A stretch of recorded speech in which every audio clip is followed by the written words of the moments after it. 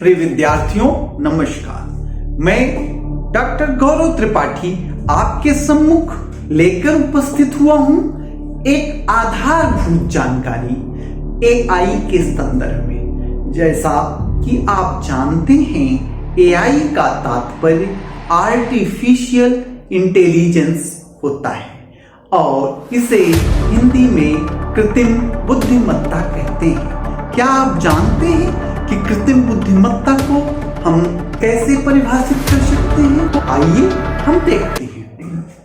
कृत्रिम बुद्धिमत्ता एक तकनीकी है, एक टेक्नोलॉजी है।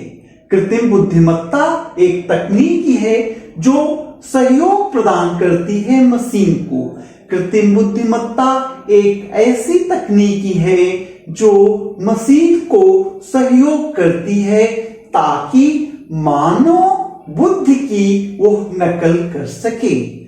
कृत्रिम बुद्धिमत्ता एक ऐसी तकनीकी है जो मशीन को सहयोग प्रदान करती है जिससे वह मानव बुद्धि का नकल कर सके और अपने अंदर वह मशीन सीखने की क्षमता का, निर्णय लेने की क्षमता का तथा तर्क करने की क्षमता का विकास कर सके। अर्थात मशीन अपने अंदर संज्ञानात्मक क्षमता और प्राकृतिक भाषा की समझ में अभिवृद्धि कर सके। इस प्रकार से हम कह सकते हैं कि आर्टिफिशियल इंटेलिजेंस एक ऐसी तकनीकी है जो मशीन को मानव की बुद्धि का नकल करने का क्षमता प्रदान करती है। साथ ही साथ वो मशीन में सीखने की क्षमता, निर्णय लेने की क्षमता और तर्क करने की क्षमता को बढ़ाती है ताकि मशीन के अंदर संज्ञानात्मक क्षमता का विकास हो और प्राकृतिक भाषा को मशीन समझने के योग्य बन सके। आपको हम बताएं ये जो एआई है ये कैसे काम करता है। संक्षेप में यदि हम समझें कि एआई प्रयोग करता है, ये जो आर्टिफिशियल इंटेलिजेंस है दो चीजों का प्रयोग करता है अपने अंदर।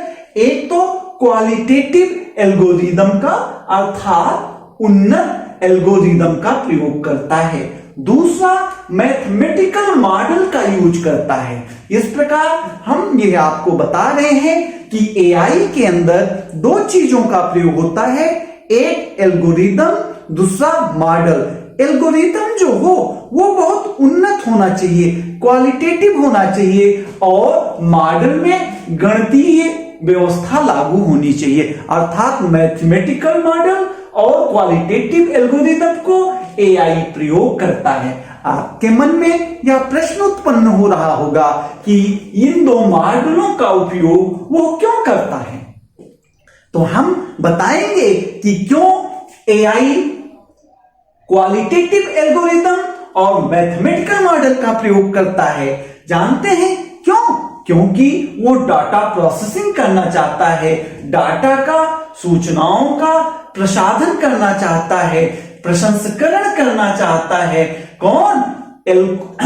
एल्गोरिदम और मैथमेटिकल मॉडल के माध्यम से एआई डाटा प्रोसेसिंग करता है। आपके जहन में यह भाव आ रहा होगा कि एल्गोरिदम और मैथमेटिकल मॉडल ये जो डाटा प्रोसेसिंग में डाटा प्रोसेसिंग करता है, क्यों करता है, क्या जरूरत डाटा प्रोसेसिंग की है। तो हम आपको बताते हैं क्यों डाटा प्रोसेसिंग करता है। नंबर एक बात, डाटा प्रोसेसिंग वो इसलिए करता है ताकि पैटर्न की पहचान किया जा सके। क्या किया जा सके? पैटर्न की पहचान किया जा सके। दूसरी बात, निर्णय लिया जा सके, डिसीजन मेकिंग का कार्य किया जा सके और जरूरत पड़ने पर समय के साथ साथ सुधार किया जा सके।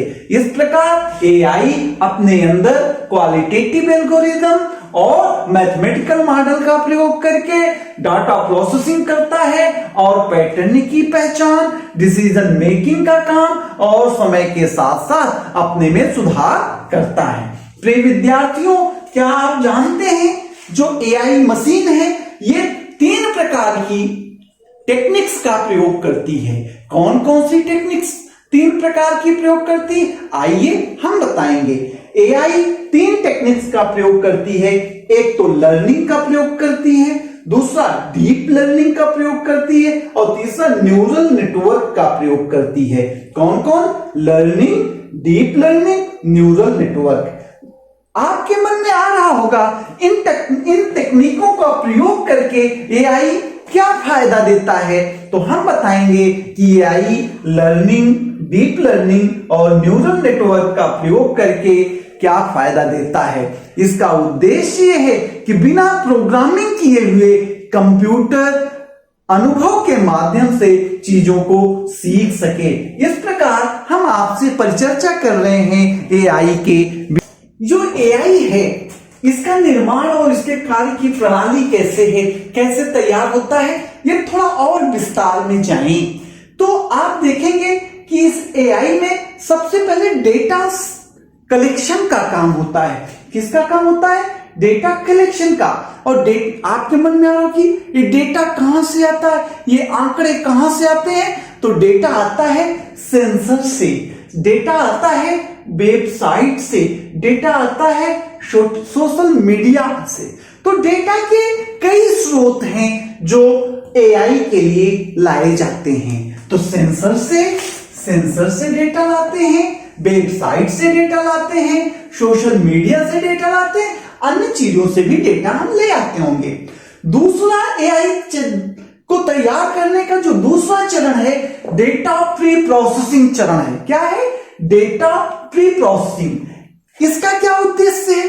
डेटा को, जो कच्चे डेटा होते हैं, जो रॉ डेटा होते हैं, ये इधर इसमें बहुत होता है, त्रुटियां बहुत होती हैं। तो जब हम डेटा को प्री प्रोसेसिंग करते हैं तो जो त्रुटिपूर्ण डाटा है, यानी जो गलत आंकड़े हैं उसको हटा दिया जाता है। त्रुटिपूर्ण आंकड़े को या डेटा को रिमूव करने का काम डेटा प्री प्रोसेसिंग में होता है। इसके साथ कुछ डेटा डुप्लीकेट आ जाते हैं, डेटा का दोहराव बहुत होता है, तिराव बहुत होता है।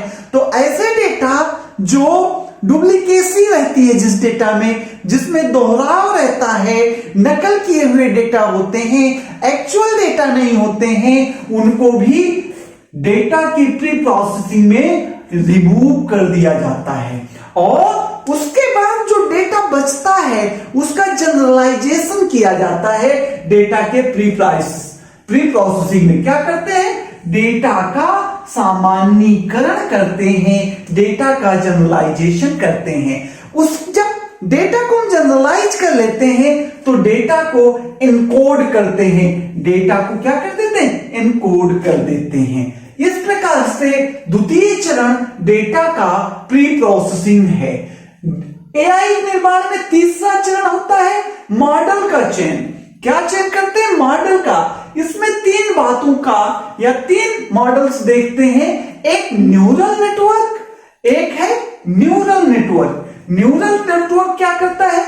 मानव के मस्तिष्क की नकल करता है, न्यूरॉन्स की एक प्रकार से नकल करता है, और जिसका परिणाम होता है कि ये जो मशीन है, एआई जो है, व्यक्ति का रूप पहचान ले, व्यक्ति का आवाज पहचान ले।